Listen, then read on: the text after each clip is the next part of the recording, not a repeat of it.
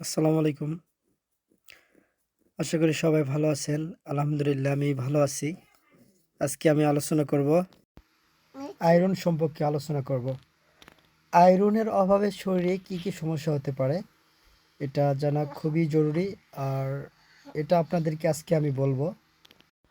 আয়রনের অভাবে আপনার শরীরে নানান রকম সমস্যা হতে পারে, যেমন ক্লান্তি ভাব, শরীরের ত্বক ফ্যাকাশে হয়ে যাওয়া, দুর্বলতা হওয়া, হাত পা ঠান্ডা হয়ে যাওয়া, বুকের ধড়ফড়ি বেড়ে যাওয়া, মাথা ঘোরা, শ্বাসকষ্ট, মাথা ব্যথা ইত্যাদি।